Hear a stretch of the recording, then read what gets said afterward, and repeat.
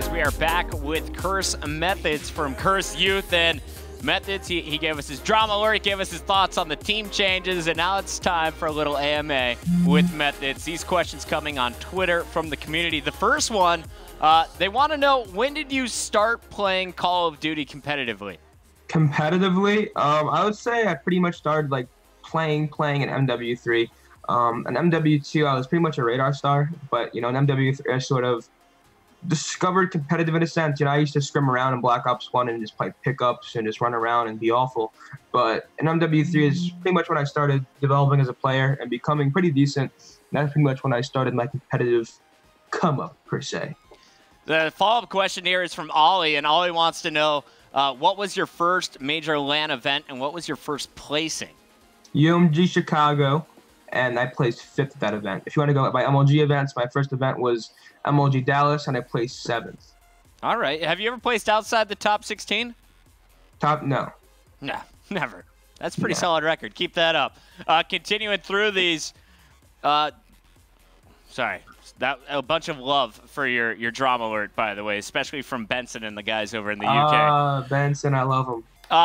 A lot of people want to know about the classic quote, "You can't have JCap and Proofy on a winning team." Do you believe that is true? What's your take on this? No, I don't think it's a true statement. Due to the fact that I've seen Proofy run an AR in this game for the most not an AR, I'm sorry, a sub for the most part in this game. When I've seen him play, Goonjar was their AR and Proofy was their submachine gun player, and I think Proofy is a pretty solid sub. His shot's phenomenal as well as JCap, and they have that chemistry when they were both on Envy that they're both familiar with each other's gameplay. So I can definitely see JCap and Proofy doing some damage together. So I don't think that statement about those two players not working just because of their roles and sort of standpoint of the community makes sense. Any team can work depending on, just how it goes down. To be honest, I don't think anybody expected Theory, Neslo, Goonjar, and Sharp to be that great when you look at that roster on paper, but they fit so well, and they just became one of those top teams, and they stuck together. And any team can work if you sort of put the time in. Got it. A bunch of impressions questions here. First of all, how many pros can you do impressions for, and who is your best impression? I can do.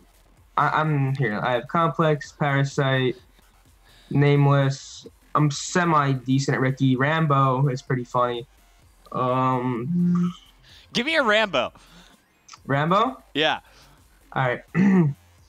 Get together. Another. Nice, brother, nice. Tree down, talking. Nice, Proof, nice! And your Parasite? You're sitting here watching. I play, I win. You left for this, Damon. For this. JCap is clueless. No, Adam, I was water, Adam. God, Adam, everything I do is wrong, Adam. Do you have a Gucci impression? The Brits are telling me you could do Gucci pretty well. Gucci as in like... Gucci the caster. Gucci? Oh, hello, YouTube. My name is Gucci. I'm not that good at him, but right here we have Optics Stumpy here pushing his B bomb site. Beautiful plays by him as he pushes his left bomb zone. So, what do you think's going to happen here? All right, and then finally, we have, apparently you can do a Benson. Is this true? No, not really. No Benson. I have like one European accent, so like I really can't like can't do too many. Gotcha. Yeah. All right, give me your Embos real quick, and then apparently you have a Puckett. I can't do Embos. No tried. Embos. No, it's just hard. I don't know. I can try Puckett. Yeah. What is up, Esports Report? I'm Chris Puckett, joined by Revan, and right now we have two top caliber teams here at the Call of Duty World Championships. I can't wait to get this started. Hastro, what do you think? You like that? Yeah, that's fantastic. That was actually really good. All right, now back to some real questions here. Roster locks, roster restrictions, contracts amongst the player. What's your take on this after all these team changes in the last 4 weeks or so? What would you like to see get done with the Call of Duty community? What restrictions do you think need to be put in place? The non-compete clause, like Curse did recently with the Curse LV, pretty much if they want to leave, they have to, I think, pay $6,000 or something, and then they have to wait 9 months to play. No, it's a 9-month contract, and they have to pay $6,000 if they want to leave, I think, or they can't play. Something like that. I know Parasite tweeted. I don't know the exact numbers. If you want to find that tweet, you can check out Parasite. The people to talk to about that is probably either Chris Blevins or Hazard or, maybe Parasite. I don't know too much about it, but I do know that system is looking pretty solid because it pretty much stops the players from switching teams without being penalized. You either have to pay money or they have to sit the bench for a few months. So I think that's one of the things that needs to be implemented, because if you don't have like that, for example, say for some reason TP wanted to leave COL and he was contracted to stay. If he wants to leave, I don't think that the team's going to hold him in there, if that makes sense, because who wants an unhappy player on the team? So with the non-compete clause, they could just bench them and they could just not let them go to another team, if that makes sense. Yeah. I'm hoping I'm making sense here. Yeah. So that's my take on that. These roster changes have to stop. We want to sort of grow. Like if you look at League of Legends, that thing is huge. They have so much support, sponsors, and everything. And these big sponsors, they don't want to come into a scene where, all the teams they sponsor are just switching players like it's musical chairs. So I think that something needs to change. We need to sort of finalize rosters and stick with our players. Unless there's a big issue, sort of just try working it out as a team and seeing how far you can go, per se. Very mature advice from Young Methods. Methods, final two questions coming from some of the younger fans in the community. One is claiming to be a GB star, wanting to know, how do you take your experience playing on game battles to the next level and start competing at the pro level? And the second part of this question is coming from L Papas 98, who wants to know, how do you get noticed when you're so young? I think every pro started on GB, and I think the main tradition is to stop what you're playing and just go on the forums, find 3 players that want to start learning about the game and competing, and become friends with them and keep playing with them and see how you can progress. Find people that you're familiar with, maybe that you're not even familiar with, try out some new things, and test out competitive, see if you like it, get in pickup scrims. There's everything going on that you can sort of experiment with and sort of make a transition. To get noticed, I won't lie, I pretty much took a wrong path. I used to be one of those fanboys messaging all the pros saying, add me please, blah, blah, blah. And that really didn't help me too much. If anything, it set me back more. Really? And what you want to do is you want to sort of get good at the game. You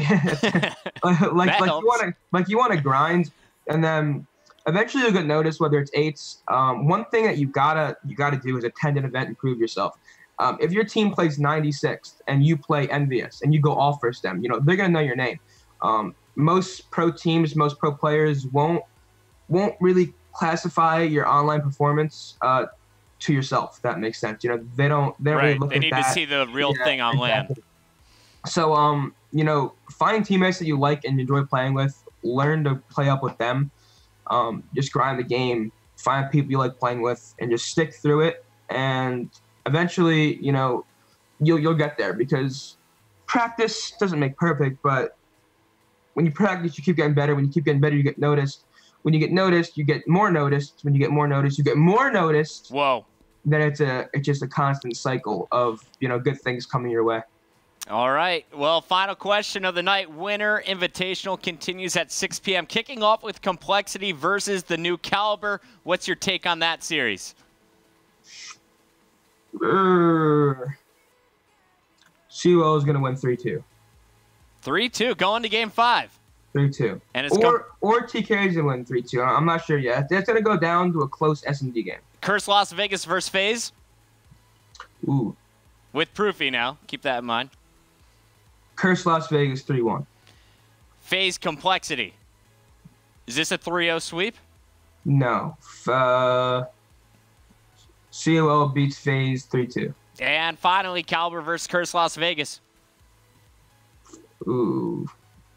That'd be a close one. I think it can go either way, but it's going to go 3-2 as well. Just because, I noticed on this game, it's going down to the last search a lot. Domination in this game is you can get a pretty aggressive lead, and then once you have 2 flags, you can trap a team. And, that's one of those games where it's a hit or miss. For example, COL can blow out a team, or COL can be blown out. For example, Octane. You get 3 caps and you're trapped backstrip. Rest in peace.